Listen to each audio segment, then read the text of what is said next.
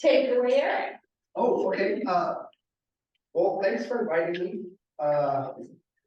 No promises here in this presentation. I didn't put a whole lot of prep into it, so please forgive me. Come on up here so that the okay. people at home will be able to hear you. Alright.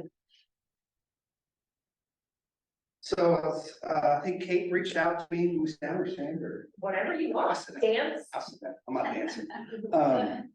Kate reached out to me late last week, right, and asked if somebody from the district be interested in coming in and talking about what the Santa Clara Water District does. I agreed to do it. Then she sent me this laundry list of things to talk about, and I was like, hold on a second. I'm not prepared to give 2-hour presentation on the water district. But what I can do with myself and Janine, I did some research. I've been on the district. I've been on the well, I've lived in the district for about, I think I'm like my 12th year. I live on Cala Street. I've been on the Santa Clara board. I'm on my 5th year. First time I ran, I didn't win. Went against one of our incumbents, and first time I ever ran for elected office, and I lost just by a smidget. And then a year later, board member left, and there's an open seat. I ran for that again, and got elected. Now I'm currently serving as the board chair. I do, in my personal side, I work for Rainbow Water District in Springfield. So water districts and water is something I'm passionate about. And I thought it would be great for me to help out my local community. Santa Clara Water District was formed in 1955. The residents of Santa Clara at the time petitioned Lane County to give a boundary. And then it went out for election in July of 1955, and in August, there was a Register Guard article saying that it was approved and founded. We're managed by 5 elected board members.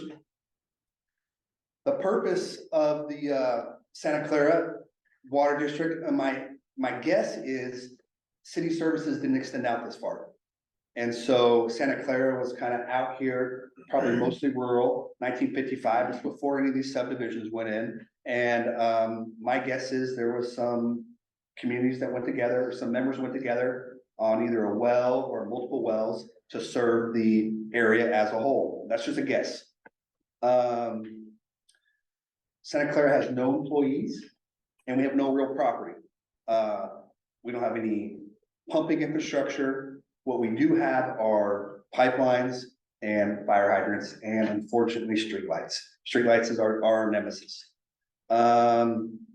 We do have an accountant that we contract with, Warren Associates. He attends all of our board meetings and handles our financials.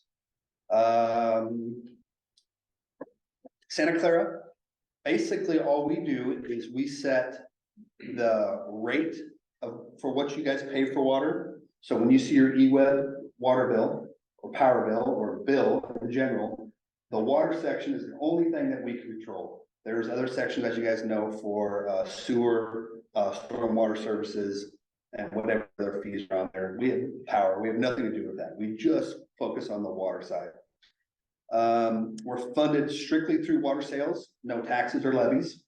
And we prove how money is spent. We approve projects, infrastructure projects that we've done, which typically do 1 to 2 a year, replacement pipeline projects. And I'm very proud of our financial position. I didn't make a whole lot of copies, but I'll go over this for a second. I'll just read it and then hand a couple out and you guys can look at it. So looking back, last year, 2022, we, our EWEB revenue was $1,974,000 and change. About $1,225,000 that was just to EWEB for water sales. We also sent them another just under $400,000 for repairs that we did over the year. The $30,000 Warren Associates for our accountant services. We spent $2,000 on legal costs. Spent about $4,000 through EPUD for streetlights. $7,000 through SDAO. which is our special district association, is what we are. We are a special district. Is everyone familiar what a special district is? So if you're not, a special district is a local government that has a very narrow or single focus, and ours is domestic water service. Special districts are kind of unique to the West Coast. There are some further east, but as the further you go east, they're mostly incorporated or larger conglomerates. The West Coast is very common to have, especially in the Northwest, these special districts. They can be anything from a fire district, water district, sewer district. There's parks. There's like 30 something. You have busing districts, like 30 something different types of districts there could be. I'm very proud of our fiscal situation. We currently, as of last year, a little better now, we have a budget of just under $5 million. And like he said, like I said, 2.5 million of that is in the water infrastructure fund. Another 2.5 of that is in the savings. We try to be very diligent with that money. It's your money, it's our money. I said too many times in this, I'm sorry. I'm not a public speaker. What else can I tell you guys about? Can you tell us about some of the projects that were undertaken this last year? Yeah, and that will segue to Jean on this. She kind of handles, Jean's our EWEB liaison. She attends our board meetings. She's our interaction between EWEB and ourselves. So EWEB has projects they want to do, or they think projects we should do. She brings them to us. We talk about it. We ask a lot of questions. She hammers us because we don't make a decision fast enough. So we we try to do our due diligence and spend our money in a responsible way. I thought I'd just give a little context about it's a partnership between EWEB and the water district, and Santa Clara is one of 3 special districts that EWEB works with. So we have the River Road Water District, which is a little bit smaller than Santa Clara Water District. We sell wholesale water to Willamette Water Company.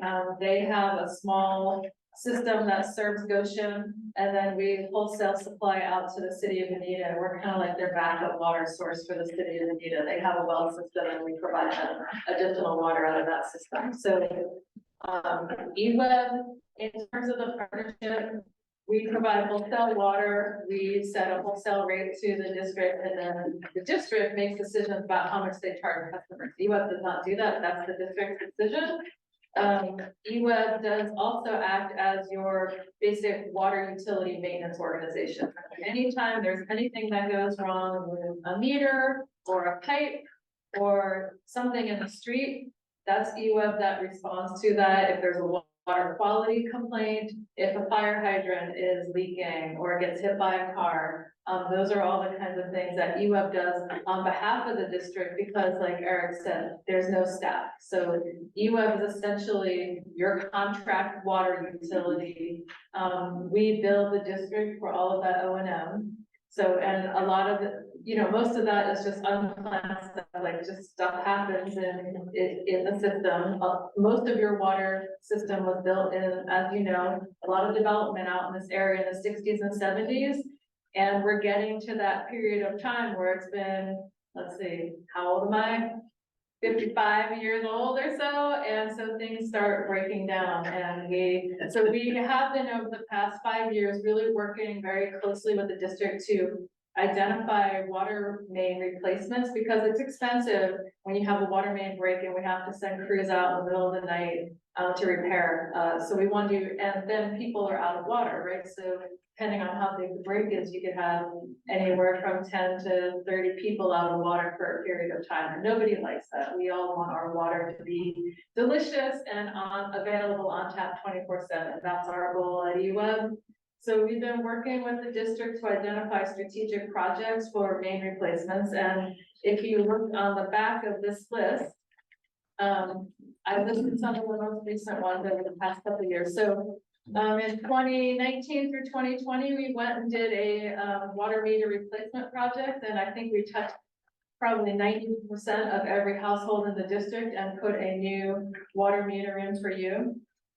We've done 4 major water main upgrades over the past couple of, well, let's see, we did 2, and we've got 1 on the books. We'll be working on Azalea this coming year, and then the district just agreed to start the planning and preparation work to do the water main on Mayoke. Am I saying that right? Is it both east and west Mayo? Just the side to the east of River, because that's where it kind of dead ends, and those dead end parts are usually not great. We want to loop those systems, so if we have a main break on one side, we can serve water to the rest of the customers another way. And then you also, so if you flip to the other side, I just wanted to give you a sense of like what the district looks like compared to the EWEB system. So EWEB in general, we have about 200,000 customers that we serve. And this picture is our Hayden Bridge filtration plant. So this is the single source of treatment. We get our water from the beautiful Mackenzie River. It goes to this treatment plant. We send, you know, millions and millions of gallons of water through that treatment plant to homes in Eugene, Springfield, through about 800 miles of pipe. 60 miles of pipe belongs to the district, so that's your asset. We have about 64,000 connections that are meter connections that are EWEB customers. Y'all have about 4,635, and that goes down about every year as properties annex. When properties annex, those customers become EWEB customers, so they become City of Eugene. They transfer to EWEB. Sometimes that means we get a hydrant. Sometimes, you know, it's just the property that is annexed. You have 210 hydrants in your system. The City of Eugene is the hydrant owner. EWEB does not own the hydrants. The city does. They have about 4,500. And then you just get a sense of how much water is produced and consumed. So I would just say that this is a really healthy partnership. We support each other.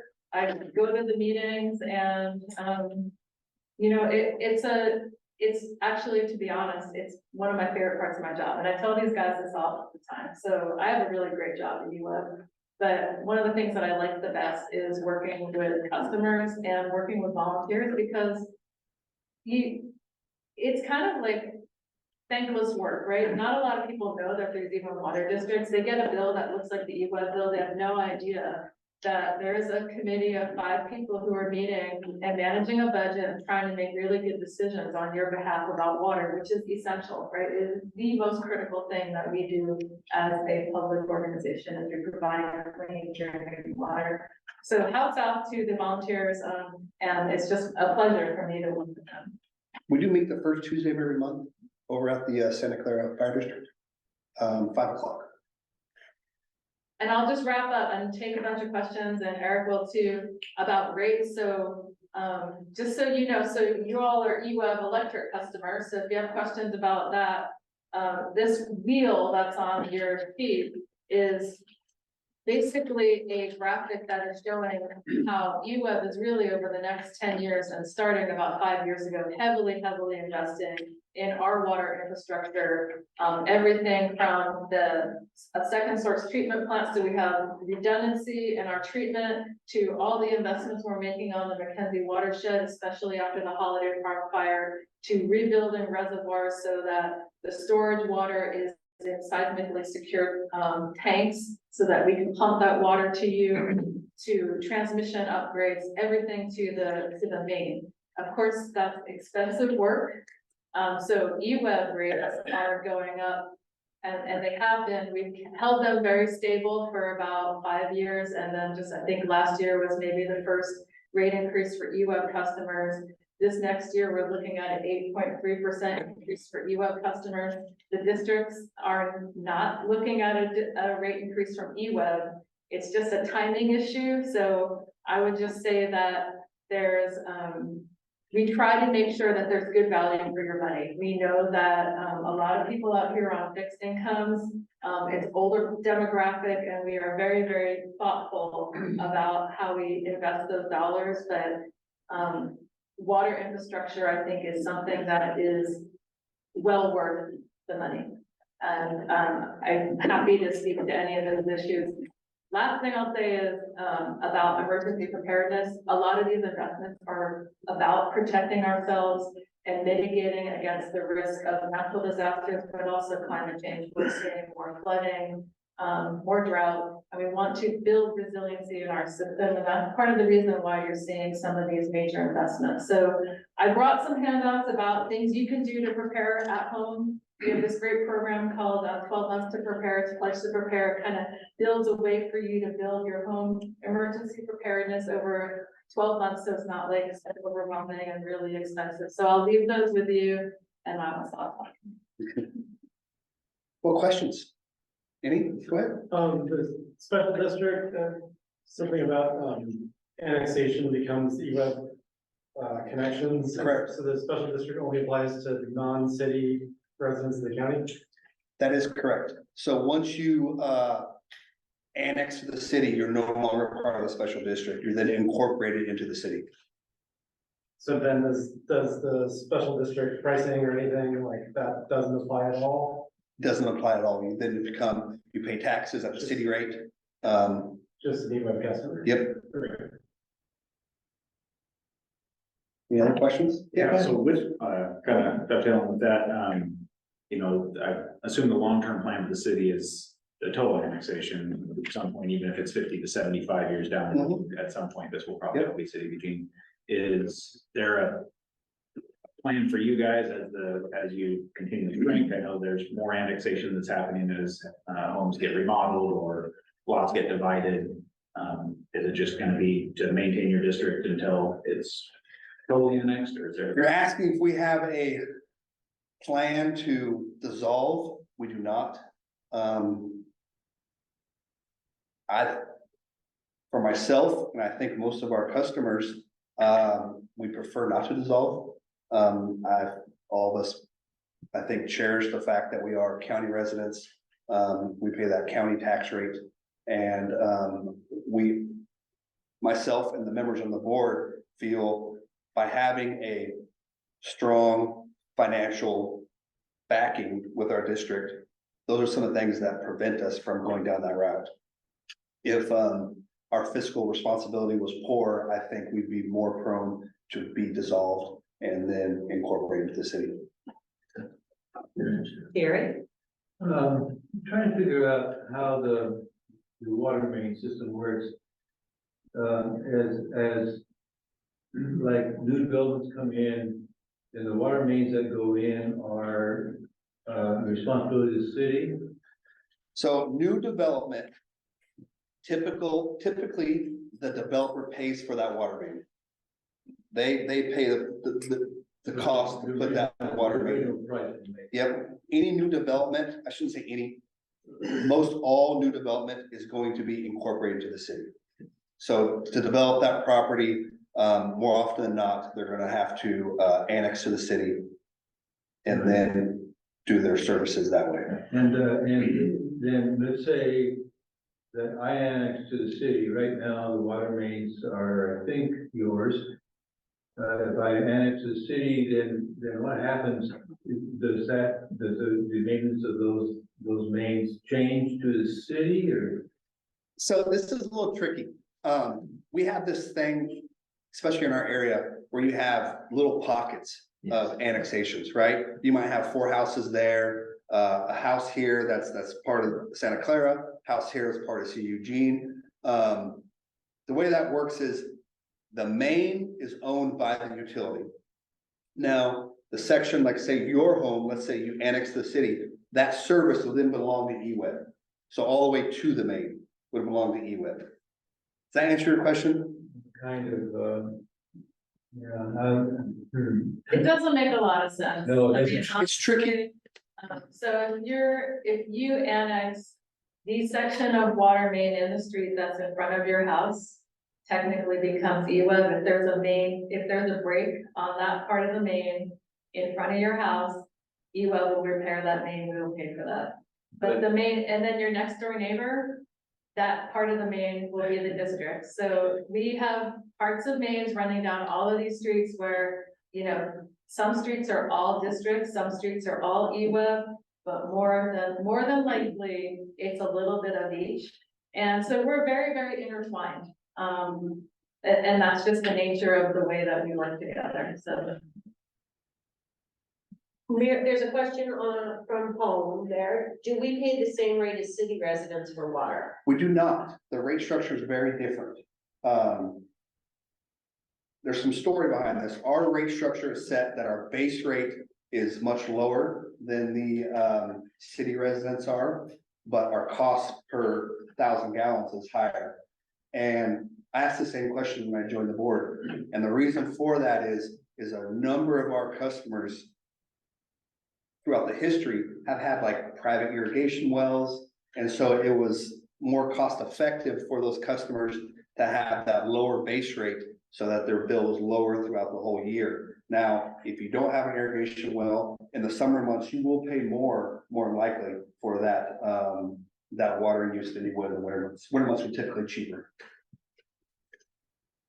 You talked about, Janine, like emergency preparedness and stuff, so we got the McKinsey River, we got something like dual filtration plants. Do we have any kind of a, like a well as a third option, or is that even part of the deal, especially with the, climate change and everything? That might be something. That's a great question. So we have been working on building a second treatment plant on the Willamette River. So we have water rights and we have property, but that plant is not yet built. And a lot of what I'm kind of forecasting in terms of rate changes have to do with building that facility. So we expect to, if we get all the permits, and it's a complicated project, it's a $98 million project. It's probably the largest project that on the water side that EWEB has ever done.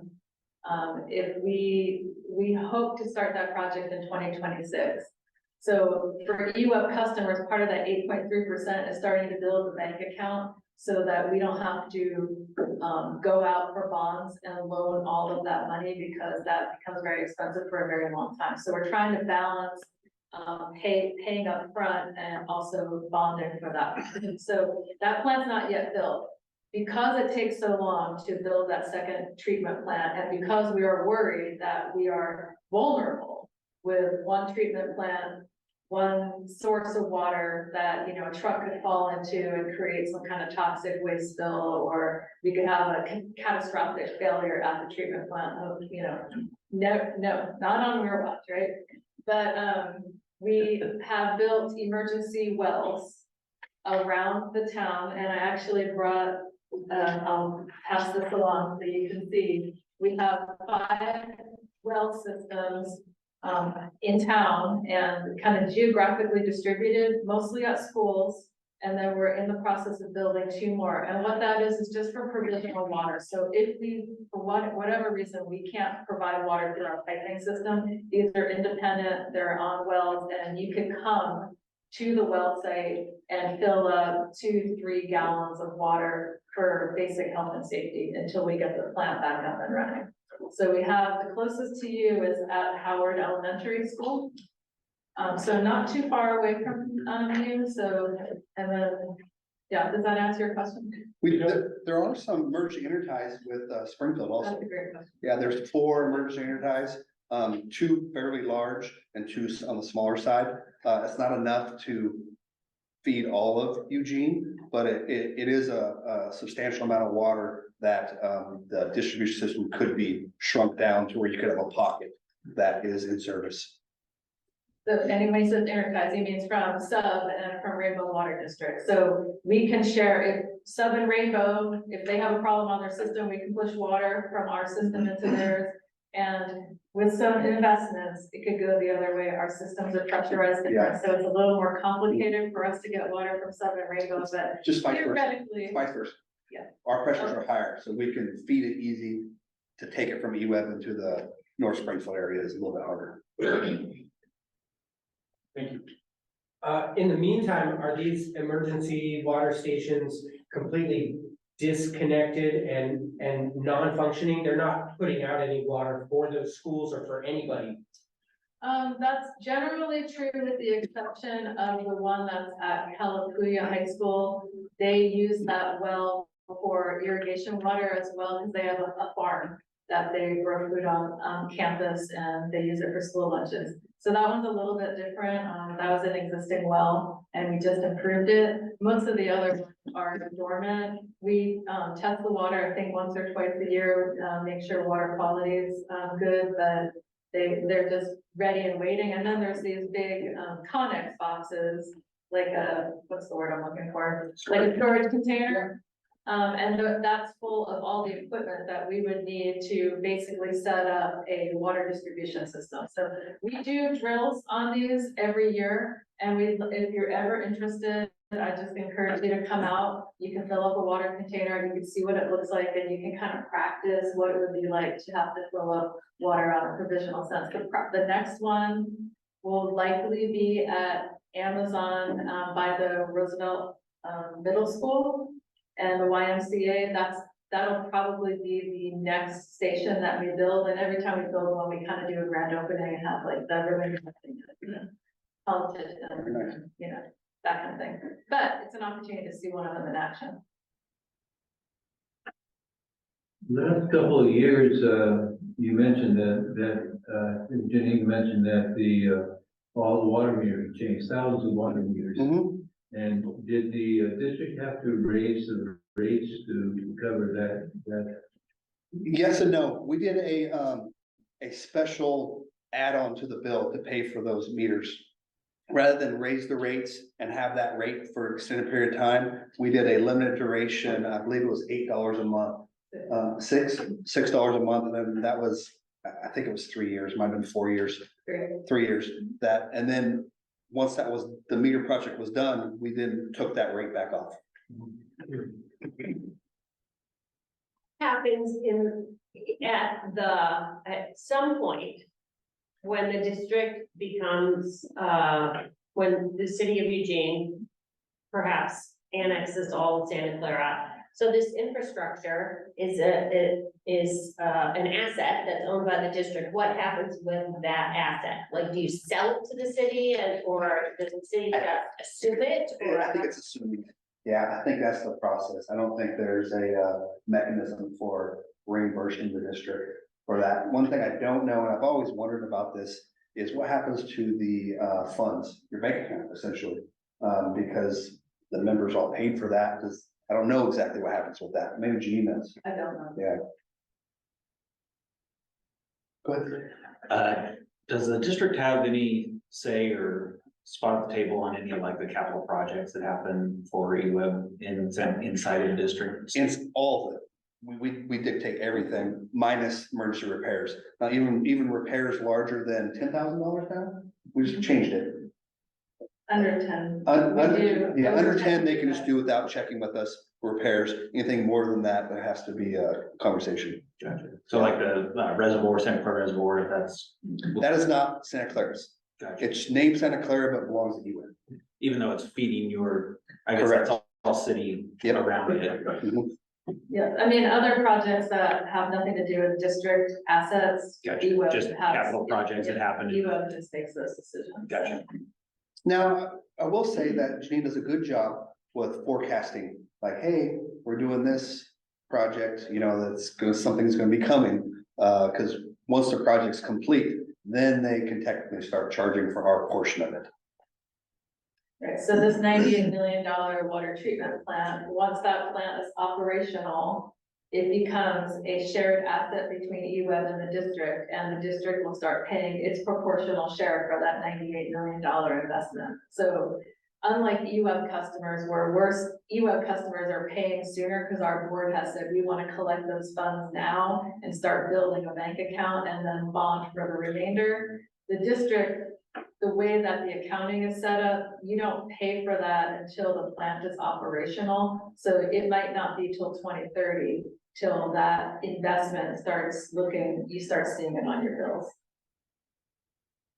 But other investments that UF's making will show up. So for example, we are getting ready to complete 2 new reservoirs in South Eugene that will be part of our base level system. Those will come online in 2024. Once those are operational, they become part of the shared infrastructure, and the district will pay its proportional share for that asset. And it goes on a depreciation schedule, and people who know more about bookkeeping and accounting can explain how it all works, but.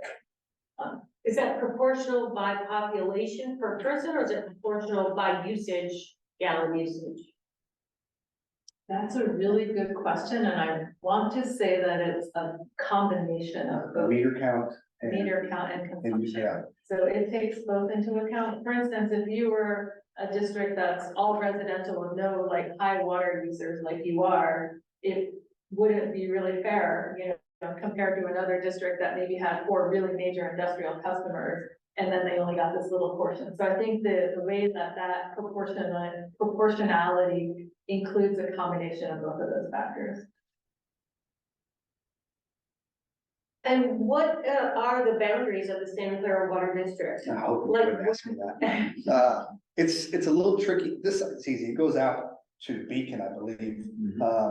As you go towards Beltline, I used to think Beltline was the cutoff, but it's not. There are some areas, maybe Jean answers better. There are some areas just over Beltline on Silver Lane, I believe. Yep. It's a little bit of a notch over there, and then there's a little bit on the east side of River Road.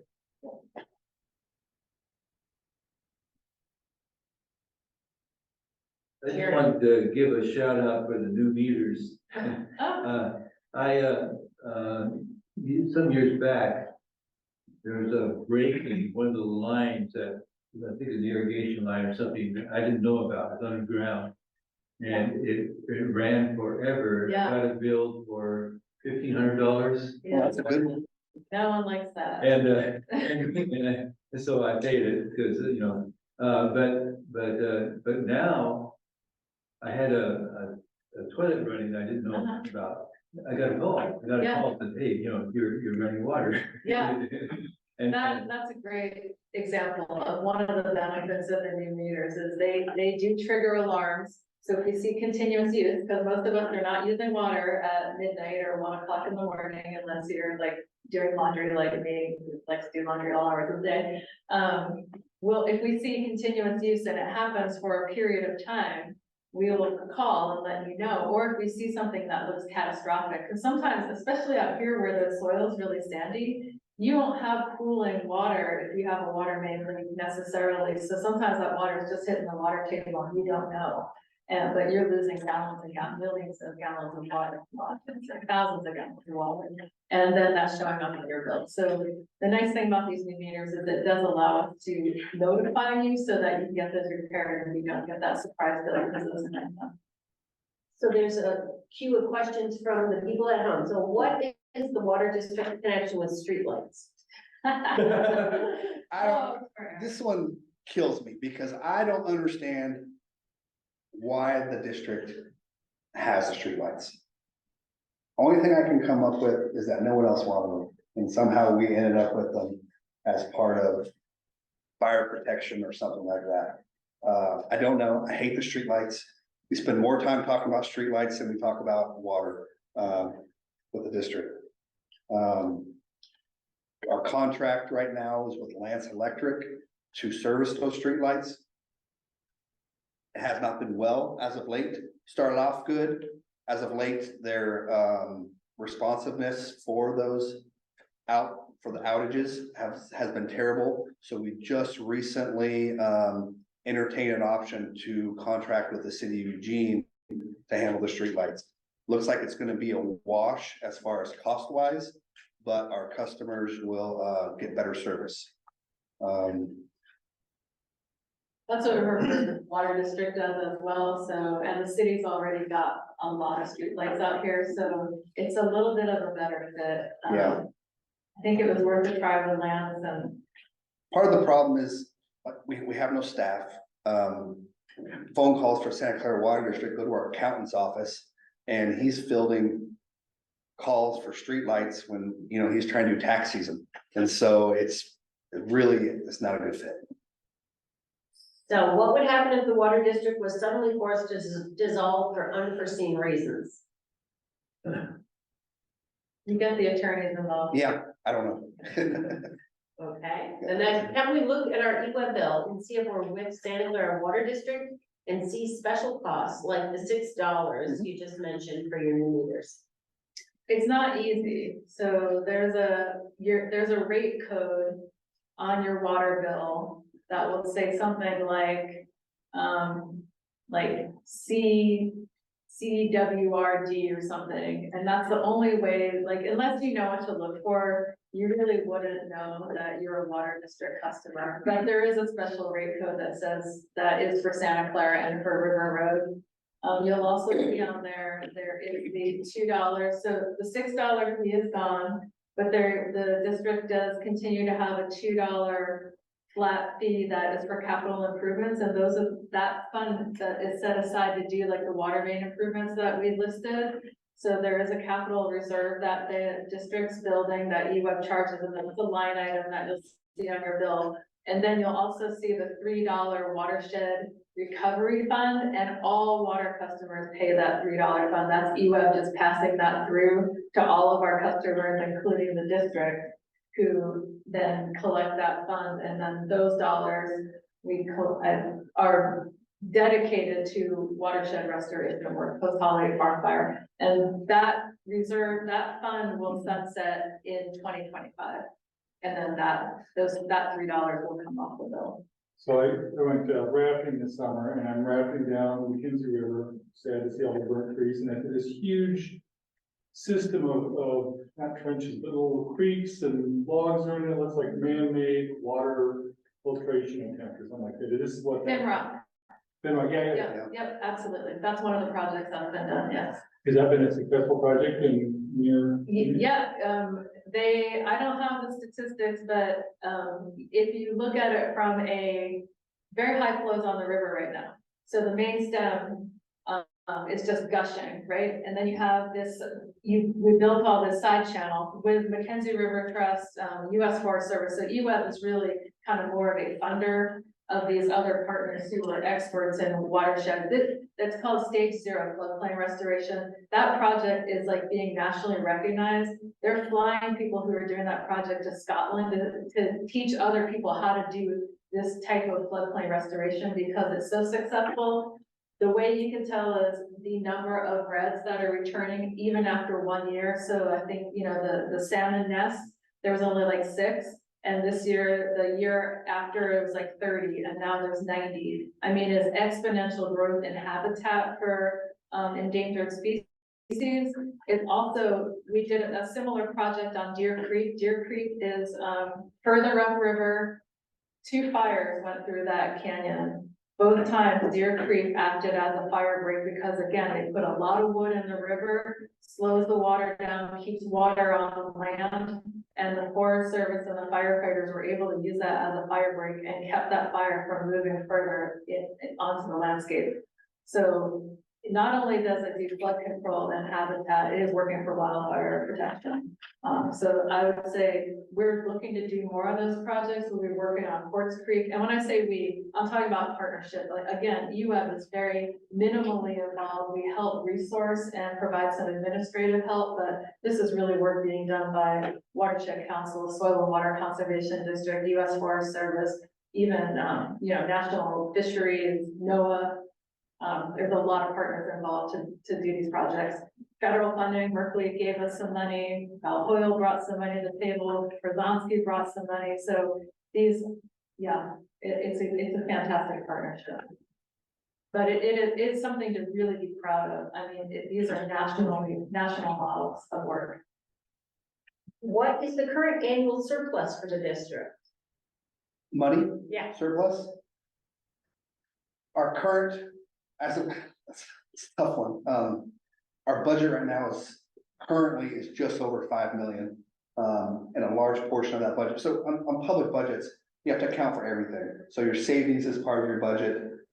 So I think I said last year we spent $2 million far as expenses, and our current budget right now is $5 million.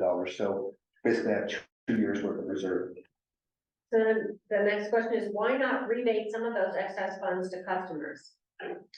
Well, because we have these upcoming projects that EWEB has warned us are gonna cost us more money. The second source is a big one. What was the number? 90 million? $98 million. And so once that comes online, then EWEB will say to the districts, here's your new rate. And so we have an option at that point. We could either just pass it on to our customers, or we could absorb some of that and bring down some of our reserves. I feel like our reserves are at an appropriate level for a district of our size and the amount of capital we go through here. If we were too low, then we would worry about forced annexation. If we weren't performing our duties as a water utility or couldn't pay our bills, then we'd be in bigger troubles. Any other questions? Okay. Well done. Yeah, thank Thank you you very very much. much. Yeah. One other question. Oh, no, you said that was it? That was it? Us and for you. It is nearly impossible to find a contact number for the water district or the board members. Can you get a website or give us the information? We can put it in the community newsletter because nobody knows how to contact you. I happen to live near Judy Dyson, Beth Henderson, so I know people, but not everybody knows people. You're not the only one who said that. We probably should have a website, but then I think like, then we gotta pay someone to manage the website. Maybe there could be just like something on EWEB's website that says Santa Clara Water District, here's who you contact. I will bring it up to the next board meeting. Because that would really help. Because when I try to help residents. Yeah. Who have streetlight issues or questions about the water district, there's no place for me to direct them, other than if you know, like, hey, Rod. The EWEB, so direct them to EWEB, and then usually EWEB say, no, that's not our street light, you need to contact City of Eugene. And City of Eugene currently will say, no, that's not our street light, you need to contact Santa Clara, and they have a number they can call Julian's office. Hopefully, crossing my fingers, that will be streamlined a little bit, so then City of Eugene will be the contact for streetlights. But as far as getting a hold of board members, Lane County Elections Office, that's the only place I can think of right now, that's the ability to do that. I looked on that website too. You couldn't? No, Not anywhere. Yeah. I'll bring it up next board meeting. thanks. I want to say I totally agree with Kate on that. When I first moved here, I tried to get in touch with you guys and it was like you didn't exist. Maybe that's my design. Name. And the only number you had went to EWEB and it was like, is this a real thing? I don't know. Who are these people? So you remember, like I said earlier, we don't have any staff. So we don't have anyone to answer the phones for someone to call besides our own personal numbers, the board members. Like It's the same with at- us. We didn't have any staff. The backbone.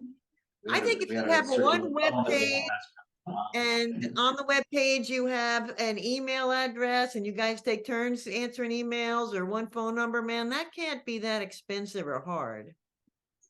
Give us the information. These are the board members. This is the contact information. We can put it on our webpage, and then when people contact us, we can say Santa Clara Water District. Fair enough. Uh-huh.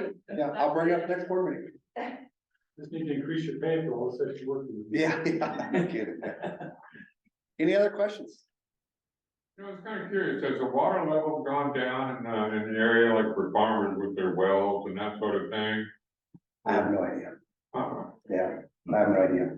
It depends how close to the river you are. People who are further, I'm all turned around, people who are further west Yeah. are experiencing dry wells sooner in the summer than they have been.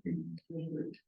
But most agricultural wells in our neighborhood are 20-foot wells, Yeah, water is very shallow here, 13 feet, I think. 8 in the winter. Yeah. Mhm. Okay. Thank you very much. All right.